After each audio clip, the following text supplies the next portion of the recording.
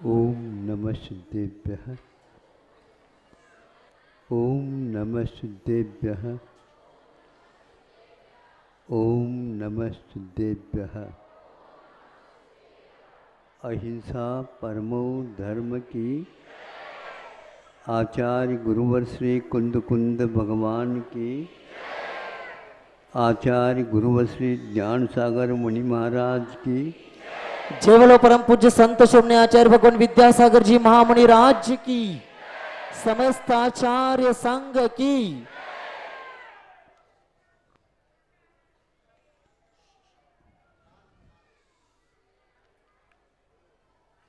दिवाली नजदीक आ रही।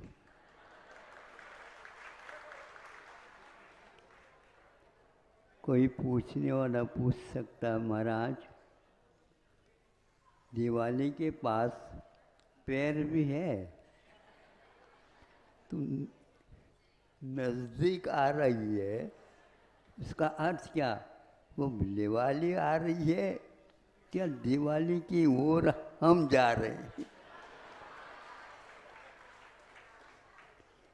बड़ा कठिन है। जड़ के बिना भावाभिव्यक्ति होती नहीं, लेकिन भावाभिव्यक्ति जड़ नहीं करता, किंतु भीतरी आत्म तत्व करता है।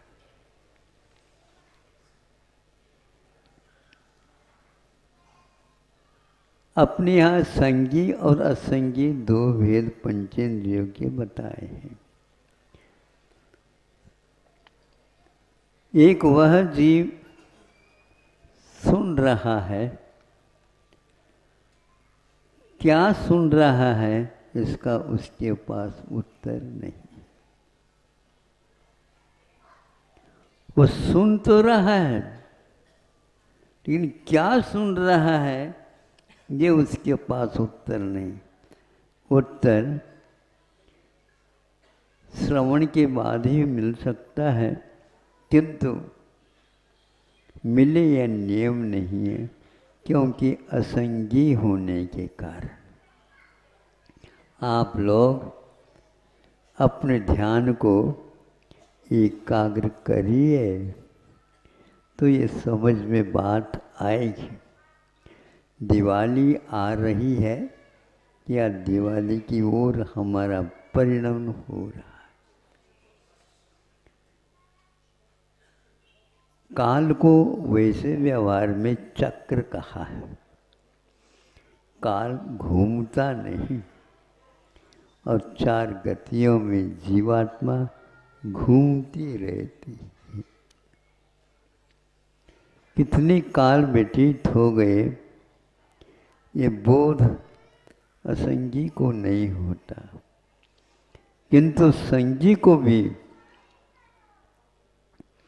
पूर्ण बोध नहीं होता। वो मान लेता है भगवान ने इसको देखा है और हमने भी उसको सुना है। भगवान कभी अन्यथावादी नहीं होते। हम लोग अन्यथावादी हो सकते हैं, किंतु भगवान कभी भी अन्यथावादी नहीं हो।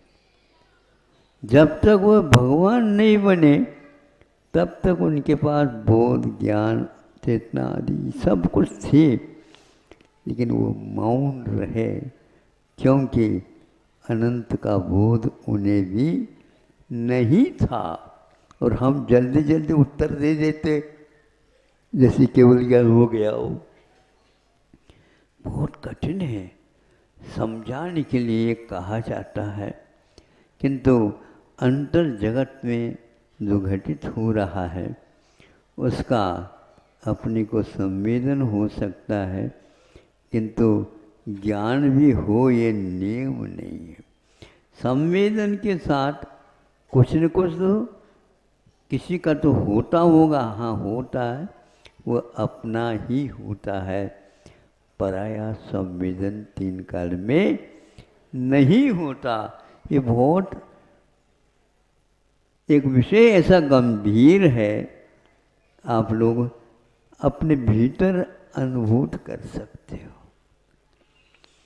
मैं उसका जानकार हो सकता हूँ और यहाँ तक कि कह सकता हूँ आगम के आधार पर भगवान भी जान सकते हैं, किंतु आप जो संवेदन कर रहे हैं उसका संवेदन उन्हें भी नहीं होता। यदि पर का संवेदन होने लग जाए, आप रो रहे हैं तो उनको भी रुलाना चाहते हो, वो कभी भी संवेदन में उसको नहीं लाते। संवेदन में लाने का अर्थ केवल अपने तक ही सीमित है। आत्मा का बोध शब्दों के द्वारा हो भी सकता हो, नहीं भी हो सकता है, किंतु शब्दों के बिना अपना अनुभव हो सकता है, इसमें कोई संदेह नहीं। शब्दानुच्चारणे पे, शब्द के उच्चारण किए बिना भी अर्थ से ज्ञानम वर्तते, अर्थ का ज्ञान हो सकता है, होता है। ये नियम नहीं है शब्द का बोध हो गया तो ज्ञान हो ही जाए। इसी प्रकार आत्मा के अनुवाम के लिए उच्चारण करने की कोई आवश्यकता है, आचरण की आवश्यकता अवश्य है। हम उस आचरण की ओर कदम उठाए। ज्ञान बहुत बाहर रहता है, ये व्यवहार से कहा जाता है। निश्चय में केवल अपने को ही देखना होता है, संवेदन चूंकि अपना ही होता, पर का नहीं हो सकता। यदि पर का संवेदन हो जाए, केवली भगवान को अनंत दुख का भी अनुभव होना चाहिए, क्योंकि उसका संवेदन हमें भी कर सकते हैं। सहानुभूति तो होती महाराज हो, व्यवहार से होती, अनुभूति अपनी होती है, सहानुभूति पराई के साथ अभिव्यक्त की जाती है। ये एक लोक व्यवहार है। अब देखो, एक प्रश्न हम आपके सामने चित्र दे रहे हैं, बहुत दिन पहले की बात है, लेकिन उसका चित्रण तो किया जा सकता। वो सर्कस की बात है और उसमें सामने कुछ ऐसे फलक लगे हुए थे और उसके सामने कपड़े का आवरण भी रखा गया था और उस पक्षी को कहा, क्या कहा तो आपको मालूम नहीं। यदि मान लो 5 का अंक बता दो कहाँ पर है, 10-20 उसमें वो अंक के प्लेट वह लगे हुए थे फलक, और जब ये कहा गया उसी वक्त उसके पलटा करके रख दिया गया ताकि कपड़े को जब उठाएं तभी वह भीतर का अंक देखने में आएगा। उसने सुना 11 का अंक निकालो, तो वह उसके लिए 2-3 परिक्रमा लगाता है, फिर जा कर के अपने चोंच से उसको पकड़ कर रखता है। वो पीछे बाजू को अंक था, सामने सबके सामने आ जाता है, लोग तालियां बज जाती, क्योंकि इसको अंक ज्ञान कहाँ किसने दिया हमें बताओ। कौन से विद्यालय में भर्ती कराया था उसको? नहीं, भर्ती करने से व्यवहार होता है, ज्ञान तो आत्मा का स्वभाव है। इस प्रकार 4-5 बार उसको दोहराया गया, वह ठीक ठीक ही निकालता रहा। उसके पास मन है, संख्या का बोध उसको हो रहा है। उसको ऐसा प्रशिक्षण दिया गया है कि 1 से लेकर के 100 तक का अंक है। अब इसको 5 किसको बोलते हैं, 6 किसको बोलते हैं, सुन करके तो आप कह सकते हैं, लेकिन उसने 5 को सुना, 5 शब्द, और उस प्लेट के ऊपर जो लिखा हुआ था उसी को निकाल करके देख, इस सभा में बैठी हुई एक भी जनता में से उठ से आरोप बता दे, ये ज्ञान कहाँ से हासिल कर दिया उसने, ये क्षयोपशम माना जाता। इस क्षयोपशम के कारण हमने जो पूर्व में ज्ञानावरण आदि कर्म के बंद किया, उसके आवरण रहने से उसका बोध आज वर्तमान में नहीं हुआ। इस बोध को लेखने हुए हम कह सकते हैं 3 लोक में जानने योग्य तो बहुत है, ये पदार्थ जानने योग्य है बहुत है, लेकिन आत्मा को प्राप्त करने के लिए 3 का बोध होना चाहिए, राग द्वेष और मोह का अभाव। राग द्वेष मोह का अभाव हो जाता है, 3 लोक को जानने की कोई आवश्यकता नहीं है, 3 लोक को प्राप्त करना ही नहीं है, अपने आत्म तत्व को प्राप्त करना है। कितना सरल है, किंतु हम लोगों ने उसको समझा नहीं। कुंद कुंद आदि का आचार्य समेसर आदि ग्रंथों में ऐसा उल्लेख किया, सत्यम न जान दे जम्मा, शास्त्र जानता नहीं है। क्योंकि जानता इसलिए नहीं, सत्यम न जान दे किंची, कुछ भी वह शास्त्र को नहीं जानता, शास्त्र को नहीं जान सकता। ज्ञान का विषय जो बनेगा वही करेगा। इसलिए आचार्य कहते हैं उस शास्त्र से क्या मतलब है, उसका जो ज्ञेय पदार्थ है उससे मतलब है। उस ज्ञेय पदार्थ में भी हे भी होते हैं, ज्ञेय भी होते हैं और उपादेय भी होते हैं। उपादेय तो यह है राग द्वेष मोह का त्याग, यही एकमात्र तात्पर्य है। आप राग कर रहे हैं, राग का अनुभव हो रहा है, द्वेष कर रहे हैं, द्वेष का अनुभव होता है, उस समय राग का अनुभव नहीं होता। क्योंकि आचार्यों ने कहा जिस समय क्रोध का उदय रहता है, पेट में है वो क्रोध भरा हुआ, मान भरा हुआ, माया भरा हुआ, सब है, किंतु जिस समय क्रोध का उदय होगा तो आप क्रोध ही करेंगे, मान माया लोभ नहीं करेंगे।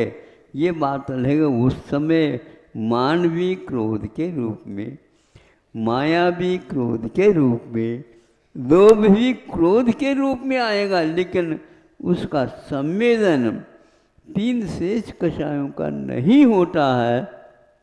ये क्रम है और यह सच है। किंतु वो जो जिनके पास वो कोई कषाय नहीं है, वो कैसे करते हैं? आप में क्रोध का उदय है इतना तो वो जान रहे हैं, लेकिन मान भी है, माया भी है, लोभ भी है, वो भी नहीं कर सकते इनके क्रोध का, मान का, सबका उपदय है। क्योंकि उन्हीं ने बताया संवेदन इसको क्रोध का ही होता, दूसरे का नहीं। इसी प्रकार वो भी जानते हैं कि क्रोध आपको हो रहा है, संवेदन उनको नहीं होगा। क्रोध आज आप कर रहे हैं, कल का क्रोध आपको अनुभव में नहीं आता, ये मुख्य विषय है। भूल जाओ। कैसे भूले महाराज? एक आध व्यक्ति को ऐसे देखते हैं अपने आप ही कषाय भभकने लग जाती है। अच्छा है, उस दीपक को बंद कर दो, भभकना भी वो ठीक हो जाएगा, आना भी ठीक हो जाएगा। गुरु लोगों ने हम लोगों को यही बताया, तुम भूल जाओ, भूल जाओ, भूल जाओ, भूल जाओ। उसमें दिमाग में लाओगे तो संवेदन तो नहीं होगा, लेकिन उस संवेदन को आप याद करते हैं तो याद के कारण नया बंध और करते हैं। पार्श्वनाथ भगवान ने यह भी देखा कि कमठ जो है समोसे में आकर के बैठ, कोई भी नहीं देख रहा कमठ की ओर, और न ही किसी को याद है कमठ ने उनके ऊपर उपसर्ग कर लिया, कोई भी नहीं। लेकिन कमठ को क्या लगा हमें बताओ, वो सब कहाँ चला गया? भूल जाओ, भूल जाओ। आप नहीं भी भूलना चाहते हैं तो भी वह आपका नहीं, उसका संवेदन आप करते नहीं। संवेदन के समय पर तो बंद हो, लेकिन उसको याद करते समय में भी वासना काल यदि चलता है उसका बंद होता है। कितनी हमारी बड़ी गलतियां हैं। जब वही व्यक्ति पार्श्वनाथ भगवान को उपसर्ग भी करें और वही व्यक्ति उनके चरणों में बैठ करके, शास्त्र में लिखा है, बताया, उसको भी सम्यक दर्शन हो गया। अब बताओ, जिसके साथ आपका कषाय वह शुद्ध भी बन सकता आपसे पहले, हमें उसको पहले एक बार देखना। क्या देखना? ध्यान में देख लो, वह अब आपको प्राप्त नहीं होगा, और इसका ध्यान करेगा तो तुम्हें केवल ज्ञान होगा, नहीं है तो नहीं होगा।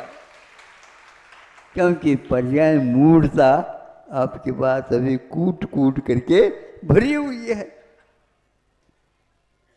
क्या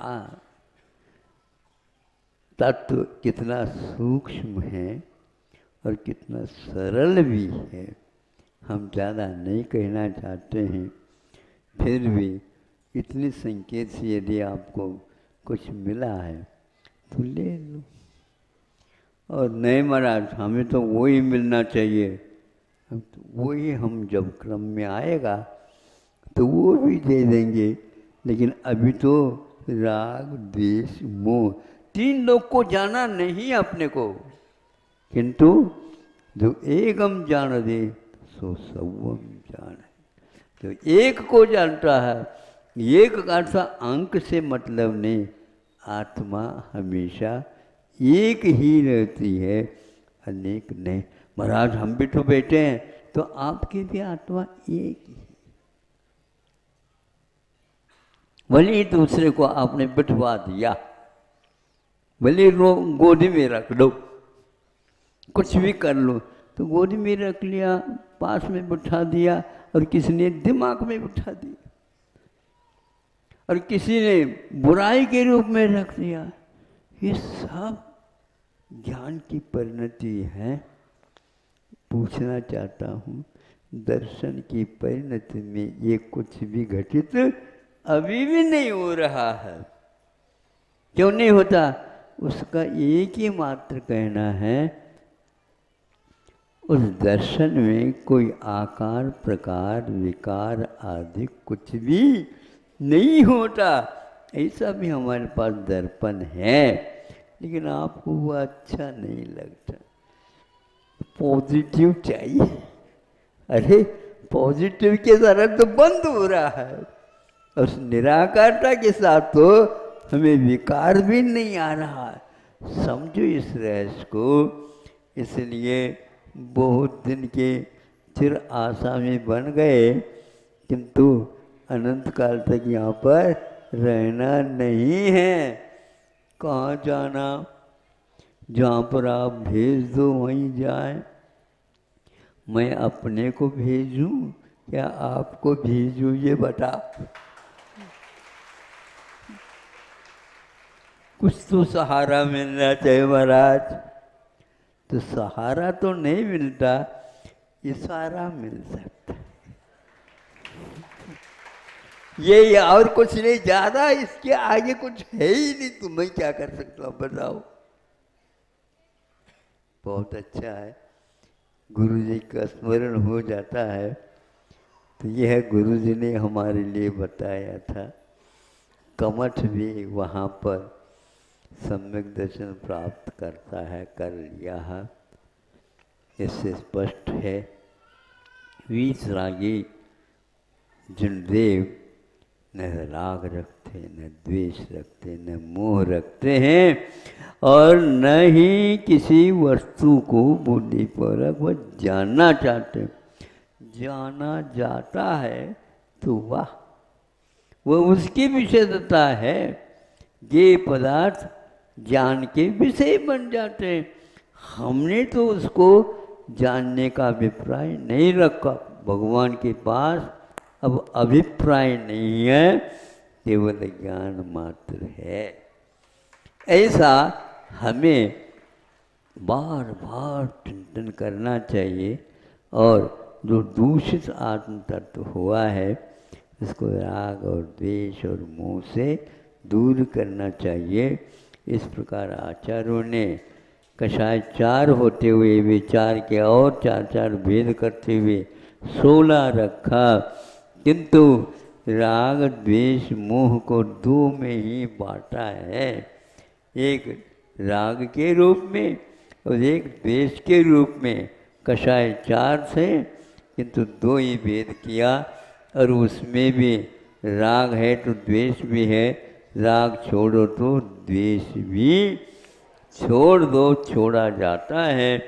यही एकमात्र हम लोगों के लिए उपदेश मिला है। बोलो अहिंसा परमो धर्म की। जय बोलो परम पूज्य संत श्रमणी आचार्य भगवान विद्यासागर जी महामणि राज्य की, समस्त आचार्य संघ की। आज दोपहर में 1 बजे अंतरिक्ष पार्श्वनाथ मंदिर में शांतिनाथ विधान का आयोजन किया है। उस विधान में सभी लोगों को उपस्थित रहना है।